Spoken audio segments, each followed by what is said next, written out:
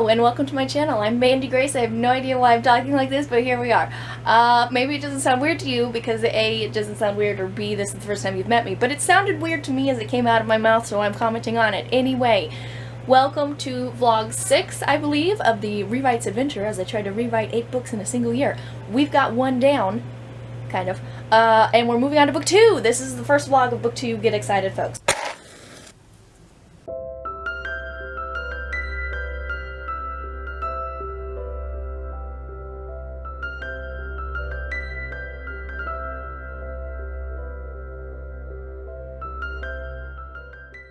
So with book 1, I've made it through, using the original as a very detailed outline. I have written the full story, which I'm calling a first draft because it's 91,000 words and the original story was 42, so we're calling it a first draft. Anyway, I do need to go back and edit it, so it's not like completely ready to be published yet. But the initial rewrites of book 1 is done, so we're doing the initial rewrites of book 2 now. Always in Shadow is going to be fascinating because A, it's a companion novel to Lucy's Legend, so a lot of the scenes are the same. So finding a way to make that interesting is a goal of mine because I don't think it was necessarily interesting the first time because I didn't really try to dive into how the perspective of a different person would cause the same scene to actually be different. Didn't really dive into that. Which I'm hoping to now, but I've also read companion novels since writing these, specifically The Savior's Champion and The Savior's Sister by Jenna Moreci, which is brilliant, so I have a better idea, I feel, of how companion novels should actually work. Because I don't think I had ever read any before I read Jenna Moreci's. And I wrote an entire series of companion novels before that, and I was just making it up as I went along. So anyway, I have a better idea of companion novels now. And then also, the original story read like a really boring memoir, starting with the birth of the main character, and like every single irrelevant event that ever happened to them until the end. Which I don't think is very interesting. So what I'm going to try and do is actually find the bits of scenes in childhood that actually matter to the story, are relevant to the story, and approach it differently. I don't know if I will still start as a kid and just do the relevant scenes and move forward.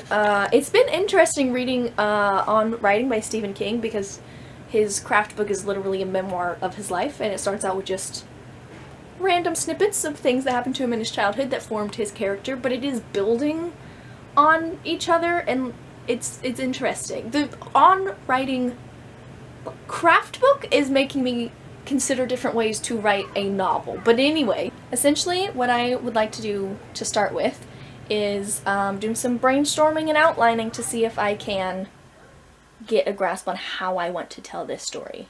Because it's not put together in the same way as Lucy's Legend, so it will be harder to just go scene by scene and transfer or like broaden the narrative summary and make it into scenes or whatever, because it's, I don't even know if I need any of the scenes. It's going to be interesting.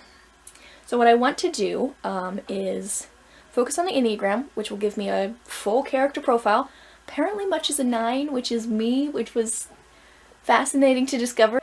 So yes, I'm going to look at 9s. I have a fairly decent understanding of 9s, to be honest, so I don't know if I need the character profile, but I'm going to pull it up. I'm going to try and not talk an excessive amount, even though I already have, because I keep, the last like 3 vlogs I've made of my writing adventures have been very long, and I don't appreciate it. So, yeah. Less talking? We're going to brainstorm and outline, possibly, and read about myself. The Enneagram 9. I had a couple of flustered days going into starting the rewrites on Always in Shadow because I didn't feel like I understood much his character or what his internal story arc should be, and therefore didn't know how to start the rewrites because I know there's a lot that's not going to be relevant to the story, but until I know what the story is, I didn't feel confident scratching any of it, because how was I supposed to know if it was relevant, because I didn't know what I was doing. So, yes. Saturday I finished Lucy's Legend. Sunday I considered Always in Shadow and then gave up. Monday, I spent the day outlining with Save the Cat and trying to find the internal story. Then I had a prickle with my Hedgie sisters, and one of them shared a Save the Cat like sheets version on Google. And so I was filling in that, and thoughts were percolating. And then we had our workshop on perfectionism last night. And then after that, I dove into the story. I wrote 2,500 words, maybe, which was huge because all of it was new. All of it was fresh words, which is a big writing day for me. An average writing day is about 1,000 words. For the rewrites with Lucy's Legend, because I was pulling over material and then just expanding upon it, I was getting 5, 6, 7, 10K days, but they weren't all new words, so it wasn't as impressive. But yesterday, everything was brand new words, so I'm feeling really good about almost writing 3,000 words. And I feel like I do have direction for the story. I think I know why I was flustered, too, because I have all of these, like, set-in-stone plot points that happen to these characters because of the way that I wrote it originally. And trying to craft a story arc that fits the plot points rather than having an internal story arc and creating plot points that then challenge and change the character. Like, I felt like I was coming at it backwards, and I couldn't do it, so it was frustrating. But I have a plan now. Excuse me, I have a plan now, and I'm feeling good about it, and things are happening. I'm pretty sure the first 2 full chapters are going to be mostly scrapped. Yeah. I don't think Always in Shadow will end up twice as big as Always in Shadow, the way that Lucy's Legend did, because with Lucy's Legend I was expanding everything. Narrative summary becoming scenes, dialogue becoming scenes, like, I was adding all this material without, like, changing plot points or whatever. And now, with Always in Shadow, what I'm doing is cutting a lot of unnecessary fluff that happens to be in the book. So, I don't expect it to grow necessarily. Always in Shadow started at 60K, so I don't know. We'll see what this one looks like comparatively, but because I'm going to be cutting stuff and not just adding stuff, I don't know. To be fair, the original prologue, with Mary Lou being told the story, was a page, maybe. It's like maybe 100 words, guys. It's just not even a prologue. And the one I wrote yesterday was a solid 4 pages. So maybe I will be adding, but I don't expect it to get as massively bigger comparatively to the old one. Because if I did double it, Always in Shadow would be 120,000 words, which is a ridiculous amount. And I just don't see that happening. It could, but I don't see it happening because I'm going to be cutting stuff. Anyway, I'm ranting. I don't want to have an excessively long video. I'm going to stop talking to the camera. So I did some math, because I'm that kind of person, and figured out schedule. So there are 34 chapters in Always in Shadow. There were 16 in Lucy's Legend. There are 34 in Always in Shadow, not including the prologue and the epilogue. And then I looked back at Lucy's Legend, and I finished it in 31 days. So, I gave myself 31 days to do Always in Shadow. However, I skipped Fridays because turns out I don't do anything on Fridays, which I kind of probably knew, but after doing the rewrites of Lucy's Legend, I know for a fact I don't do things on Fridays.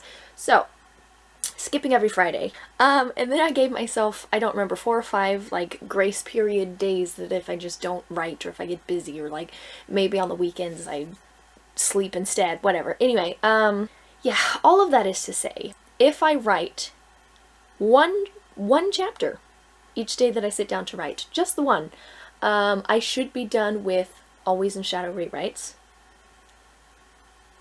by March 10th. So, if I do that, even though it's 10 days into March, and like my original schedule was like planning each month to be a book. February is the shorter month, to be fair.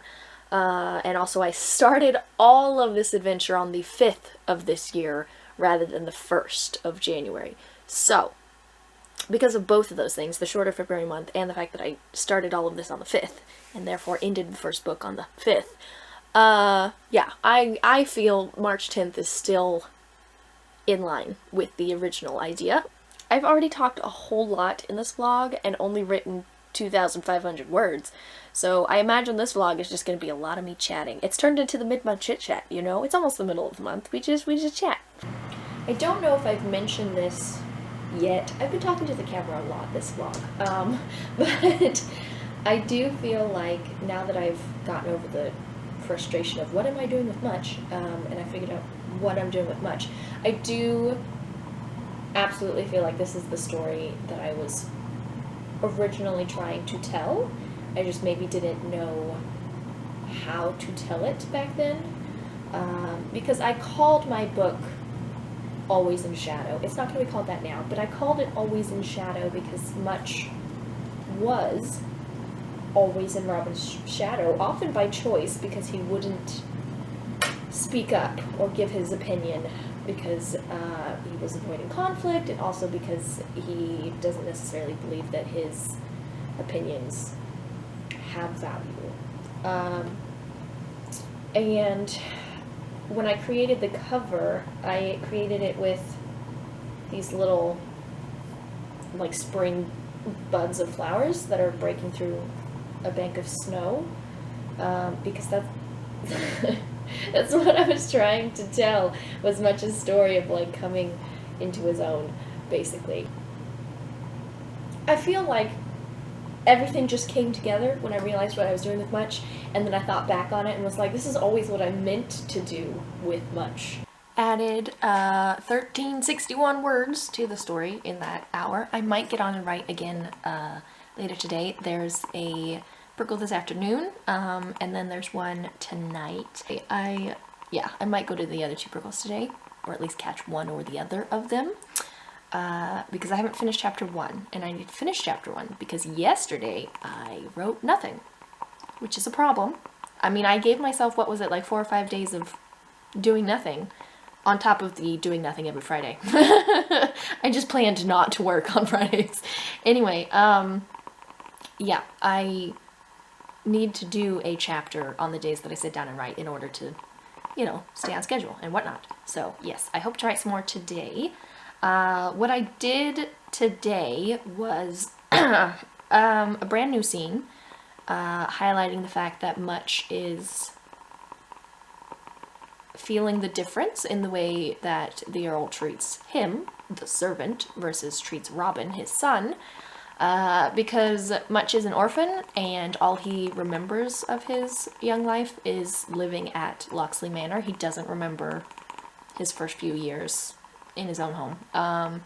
So the Earl is essentially the only father figure that he ever remembers, and he's not fatherly towards Much. So yeah, that is his start, and is feeding into his misbelief that he is in fact lesser, and his opinions and thoughts and whatever just don't hold as much value as Robin's. So yeah, I think it's been good stuff. I did take a tiny portion of the childhood scene that is in the original version, but I didn't use 90% of it. I cut a whole pointless scene where Robin and Much visit Weatherby and, like, pick flowers with Marion, and then they fight over flowers for some reason. I don't know. It was completely irrelevant to the story that is happening. So instead, I wrote a scene where everything leading up to going to Weatherby is the same. Like, Robin and Much visit the kitchens and get fed by the cook, who is very motherly to both the boys. Which is great, because Robin doesn't have a mom, and Much doesn't have a mom, and everybody loves Sarah. Sarah's the best. But anyway, point being, yeah, going to the kitchen and then going to talk to the dad was all relatively the same, but I was highlighting more of the differences in the way that the Earl speaks to Robin versus speaking to Much. And then also the differences between Sarah treating both boys exactly the same, and then the Earl clearly treating them differently. Anyway, so all of that was pulled from and then expanded upon, you know. But after that, I changed it because I decided much doesn't go. He gets left behind because he's a servant. We haven't made it through all of chapter 1 in the original yet. There's a couple more childhood scenes, but I don't know whether or not they'll be relevant, so I may cut them. All of the companion stories start in the childhood of the various characters, because in Lucy's Legend, it starts with Marion's childhood. We don't really hear about Lucy's childhood, but that's because she wasn't in the original book until halfway through the book when she was a fully grown adult. And so when I started adding scenes for her in the rewrites, I just started with her catalyst of her parents dying and moved forward with the whole Sherwood adventure situation. But anyway, it does start with Marion's childhood, and then it moves forward. So with all the respective books, I focused on the main character's childhood. And like in Guy's case, book 5, majorly important because literally everything that happens to him as a child informs why he's the villain in Lucy's Legend. So yeah, his childhood was like the story.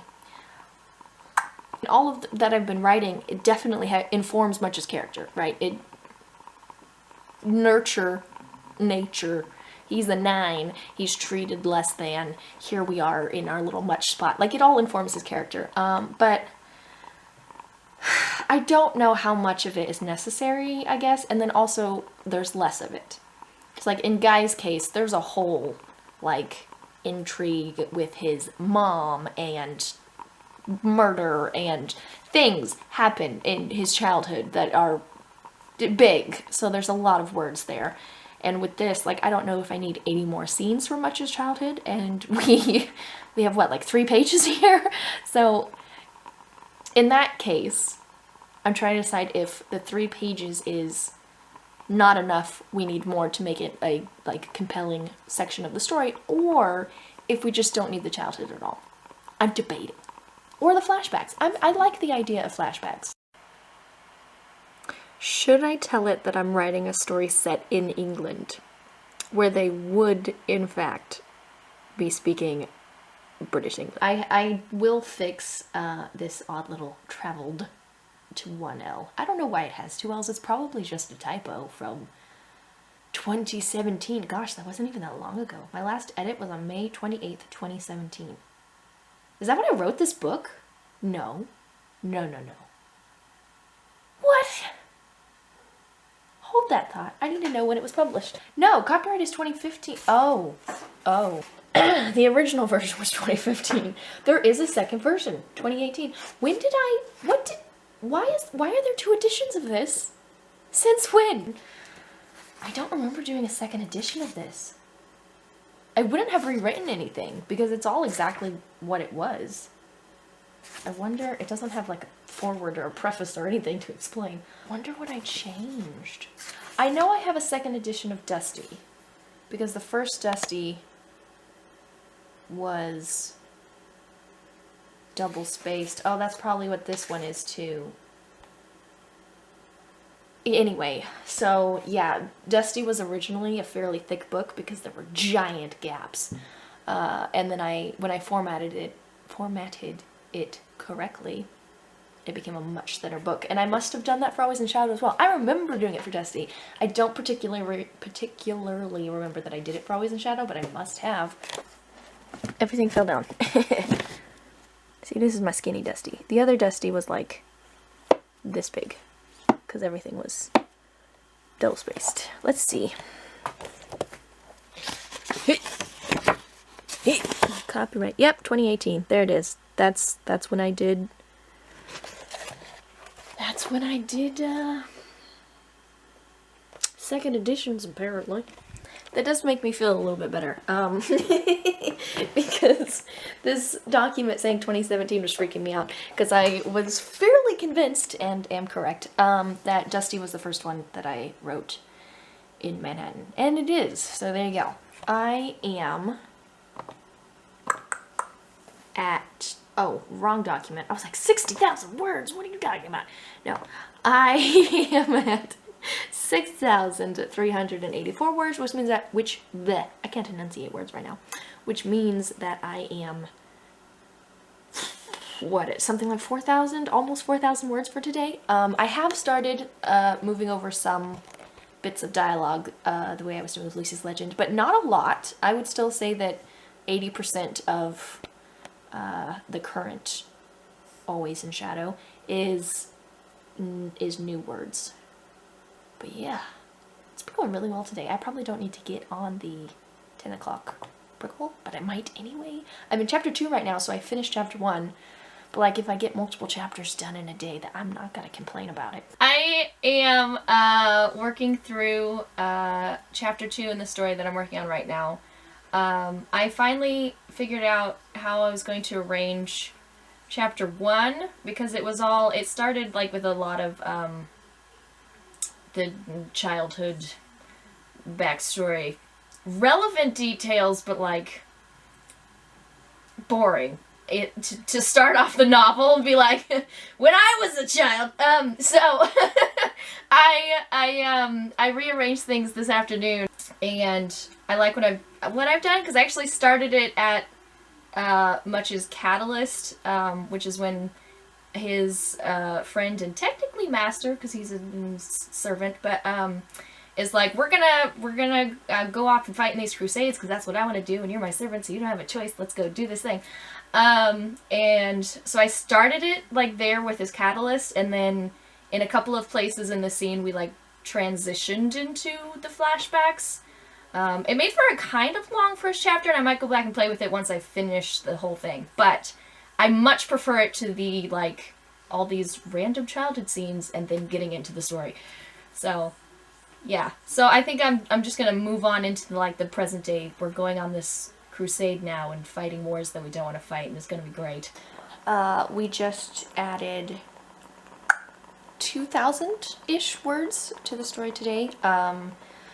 Probably half of that was actually pulled from the other story.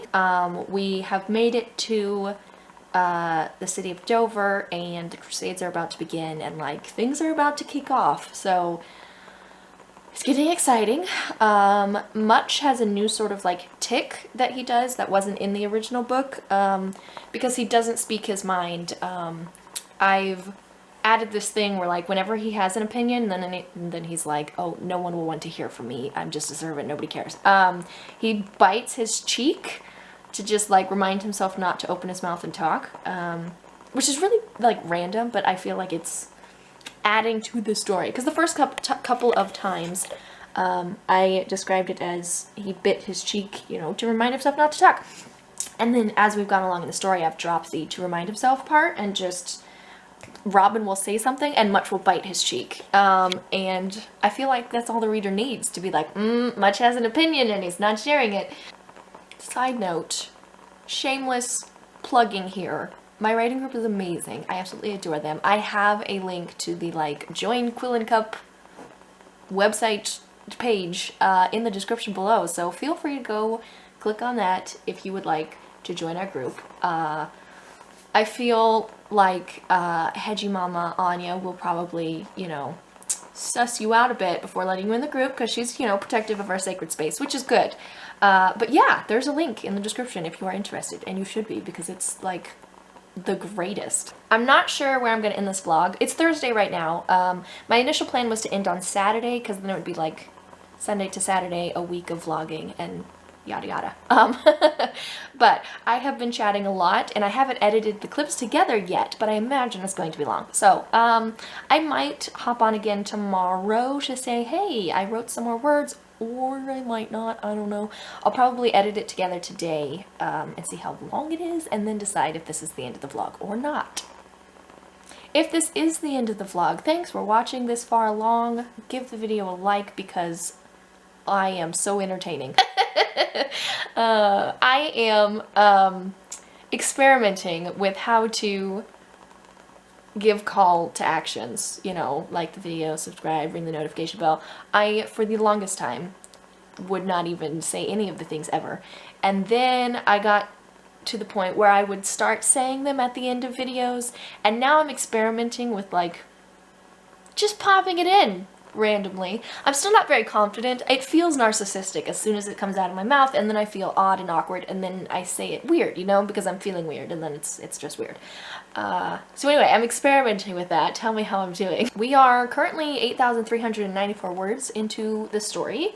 Still on chapter 2, still working with that. I will probably try to write again later today to finish chapter 2, because in order to stay on the little schedule I gave myself, I need to be doing at least a chapter every time that I write. So, yes, I need to finish chapter 2, which will mean more writing, because I've barely begun. Yeah, I've been working through, when Much, the main character, and then, Robin Hood, who's just his constant companion, they meet the other friend who's gonna go, like, on this journey with them and fight the war with them, and will be important for the rest of the story. So I've been working through this scene where they first meet each other today. I haven't gotten very far. They've literally just, like, made eye contact. That's what I'm gonna be working on tonight, is finishing the introduction of Much and Robin meeting Alan and moving forward from there.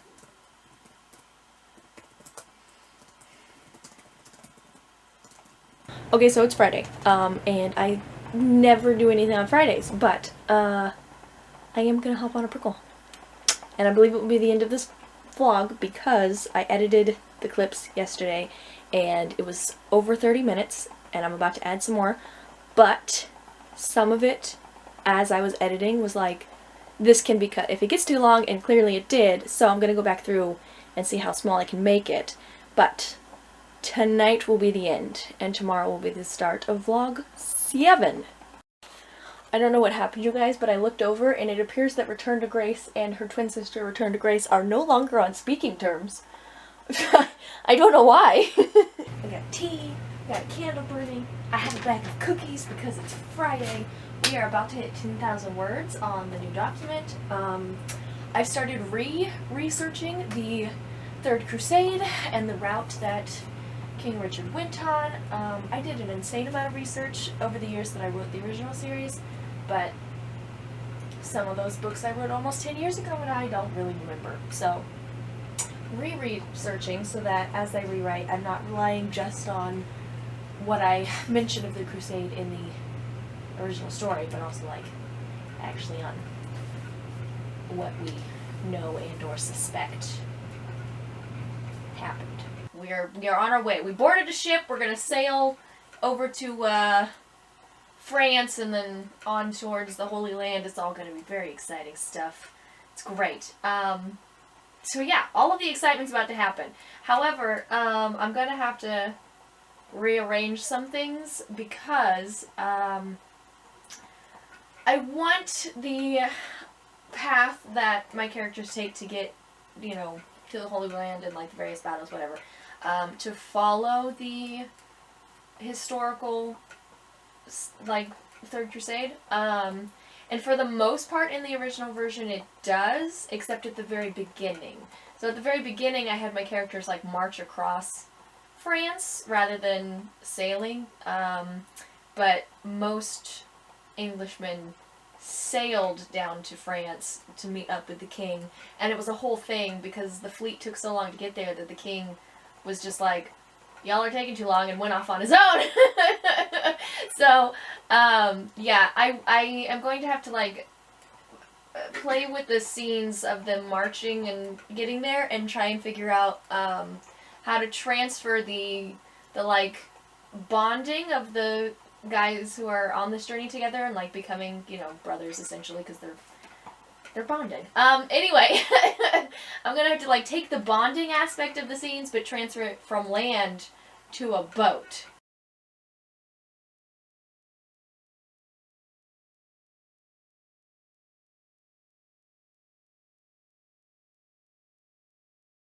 I haven't brushed my hair. Don't judge me. It's early on Saturday. Anyway, last night we hit 11,000 words in the series, and to explain the word counts that I was showing you quietly last night, without explanation.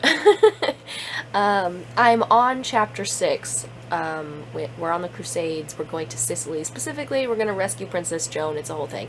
Anyway, we're on chapter 6 in the original document.